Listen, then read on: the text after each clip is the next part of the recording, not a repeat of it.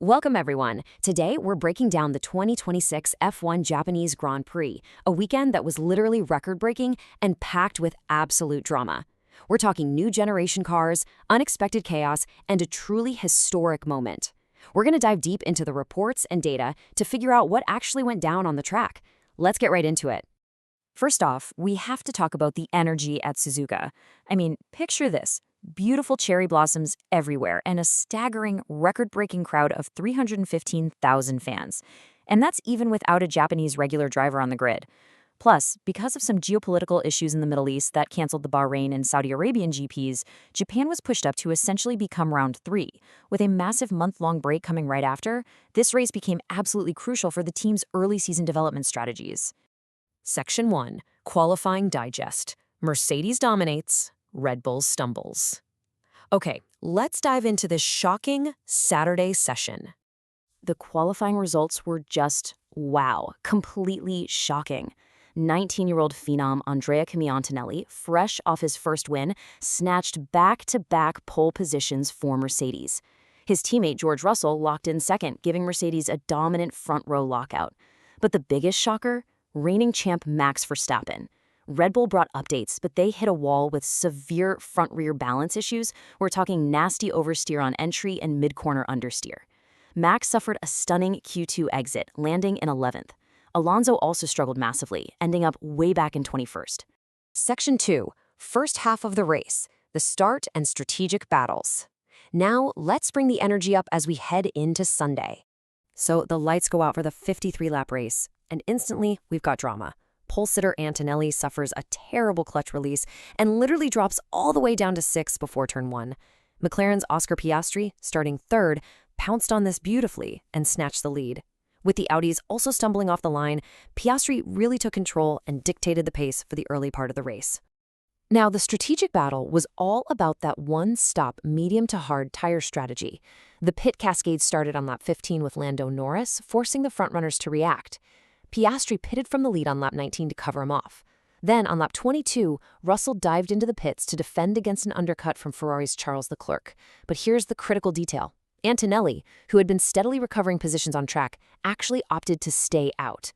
That slight divergence in strategy set the stage for something massive. Section 3. Truth of the 50G crash. The 2026 regulation trap. This is where the entire race flips on its head. Down at Spoon Curve, Haas driver Oliver Bearman lost control and slammed into the tire barriers. The impact was a terrifying 50G. That is an incredibly violent crash, right at the limits of what the human body can safely endure. Naturally, this immediately brought out the safety car, completely wiping out the strategic equilibrium of the race. Now, looking at the data, we can clearly see this wasn't just a simple driver error. It actually exposed a dangerous side effect of the new 2026 power unit regulations. With the rules now demanding a 50-50 power split between the internal combustion engine and the electric motor, intense lap-by-lap energy management has become everything. And this brilliantly illustrates exactly what went wrong.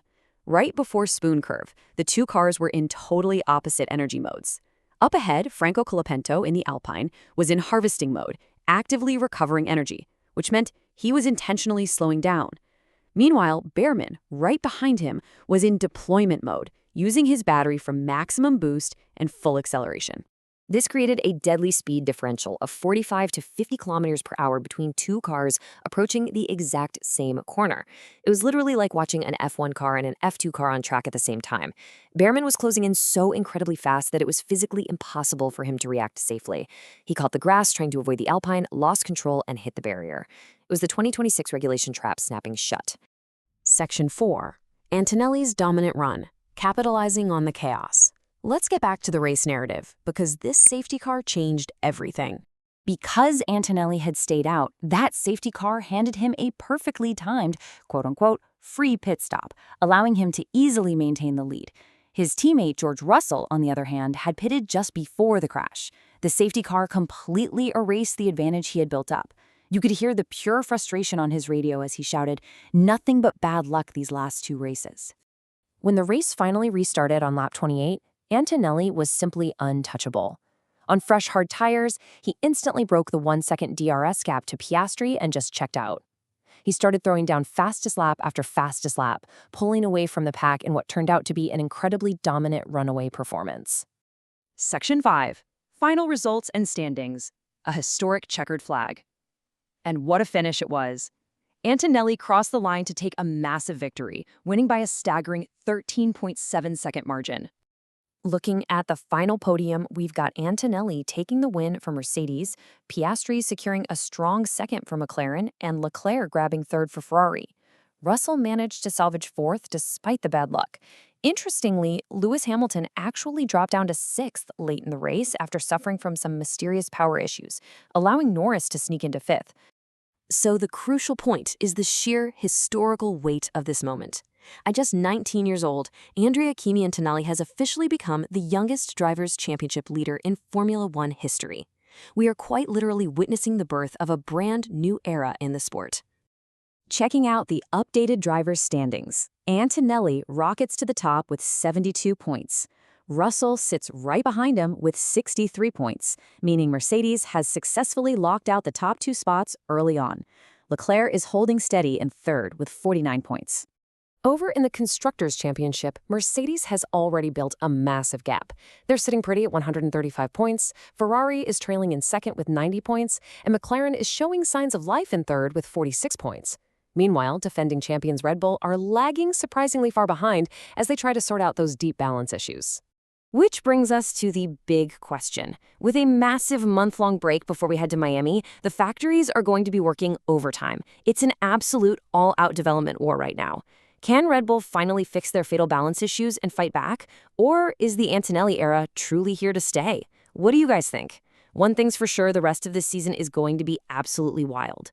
Thanks for joining us for this explainer, and we'll catch you next time.